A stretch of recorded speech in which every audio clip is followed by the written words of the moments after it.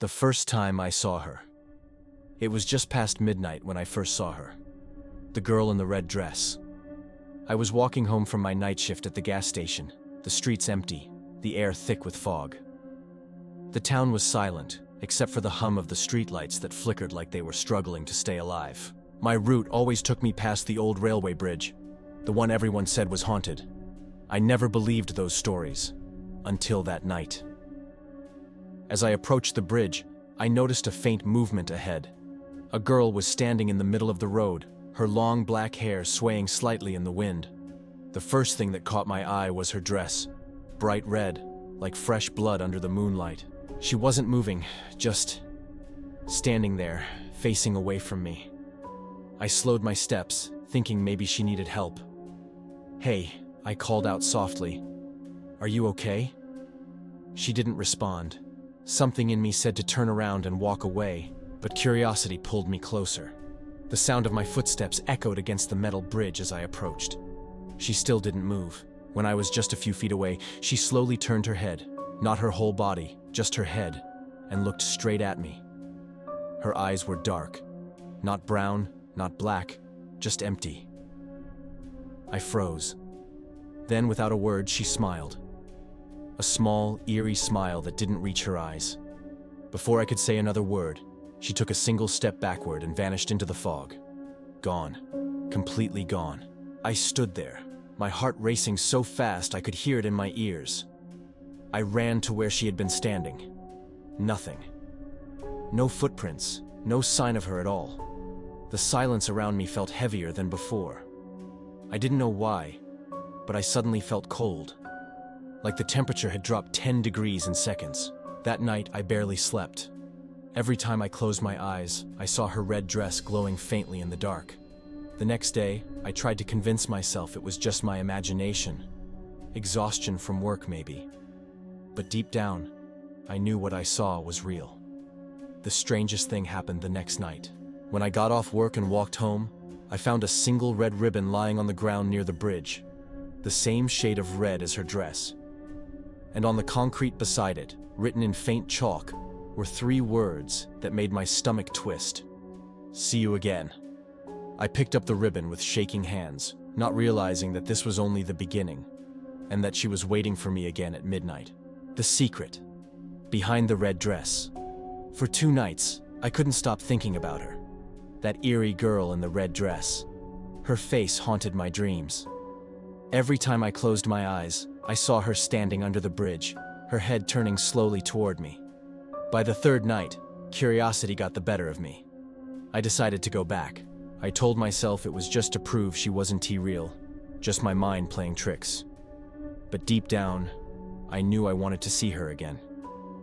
The clock struck midnight as I reached the bridge. Fog rolled thick over the ground, wrapping around my legs like cold hands. My flashlight flickered weakly, and the silence was so heavy I could hear my own heartbeat. I took a deep breath and whispered, "If you're here, show yourself." For a long moment, nothing happened. Then, from the shadows at the end of the bridge, I heard it, the soft sound of heels clicking against the ground. Tap, tap, tap. My flashlight shook in my hand as she appeared again. The same red dress, the same long black hair. But this time she was closer, her pale face visible beneath the moonlight. "You came back," she said softly. Her voice echoed faintly, like it was coming from somewhere far away. I froze. I hadn't expected her to speak. "Who are you?" I managed to whisper. She tilted her head, smiling faintly. "You shouldn't have followed me." Before I could respond, she turned and began walking toward the old railway tunnel that led under the bridge, a place that had been sealed off for years. I followed, even though every part of me screamed not to. Inside, the air smelled of rust and wet stone. The walls were covered in strange markings, names, dates, and something that looked like blood smeared across old graffiti. And there, hanging on the tunnel wall, was a torn photo. I wiped the dust away and froze. It was a picture of a young woman, her, the same red dress. But the photo was old, faded, like it had been taken decades ago. Scribbled beneath it were the words, "Died, October 9th, 1975, hit by a train at midnight." My hands trembled. I looked back toward the tunnel entrance. She was gone. The air grew icy cold, and then behind me, I heard her whisper, right next to my ear. "Now you know my secret." I turned around fast, but there was no one there. Only the sound of distant train tracks clattering faintly, though no train had passed that bridge in over 20 years. That was the moment I realized she wasn't haunting the bridge. She was trapped there, and somehow I had become part of her story, the midnight truth. For the next few days, I couldn't escape the feeling that she was watching me. Everywhere I went, I saw flashes of red, a ribbon on a fence, a reflection in a car mirror, a figure vanishing around a corner. My friends said I looked pale, sleepless. They didn't know the half of it. I tried to forget, but I couldn't. Her whisper, "Now you know my secret," echoed in my mind every time the clock hit midnight. I had to understand what she wanted from me. Why me? So, on the 7th night, I went back. The fog was thicker than ever, swallowing the entire bridge. The air felt wrong, heavy, electric. I brought a lantern this time, and my phone's camera, just in case. I stood in the middle of the bridge and whispered, "I know who you are. I know what happened to you." For a moment, silence. Then the wind rose suddenly, howling through the metal beams like a scream. The lantern flickered. My phone screen glitched. And then, she appeared, the girl in the red dress, standing right in front of me. But this time she wasn't calm. Her hair was tangled, her skin pale as moonlight, and her eyes, empty and endless, stared into me. "You shouldn't have come back," she whispered. I swallowed hard. "I just want to help you. You don't have to stay here." Her head tilted slightly, her expression shifting from anger to something that almost looked like sadness. "Help me?" she repeated. "Then listen." And suddenly, the world around me changed. The bridge melted into darkness. The sound of crickets and wind disappeared. I was standing on the same bridge, but not as it was now. The lights were working. The tracks below were new, clean. And then, I heard it. The sound of an approaching train. In front of me stood the same girl, alive this time, holding a red flower in her hand. She was crying. A man, tall, wearing a uniform, stood near her, shouting something I couldn't hear.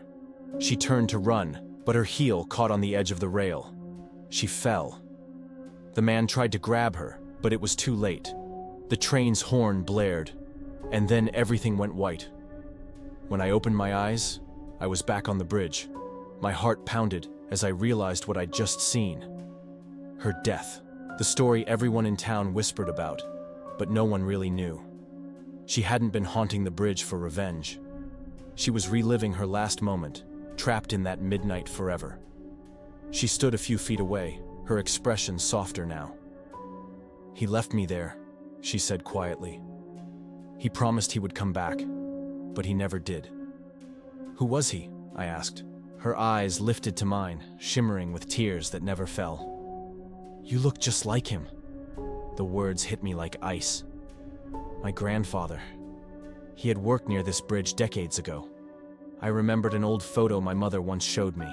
A man in a railway uniform standing beside a girl in a red dress. My throat went dry. "He was your—" She nodded.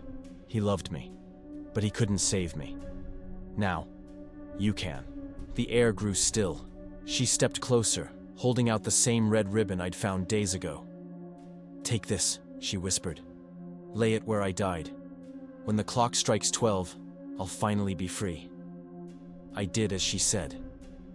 I placed the ribbon gently on the railway track just as the old clock tower struck midnight. The fog shimmered faintly around me, and I saw her one last time, smiling, peaceful, her figure fading into the mist.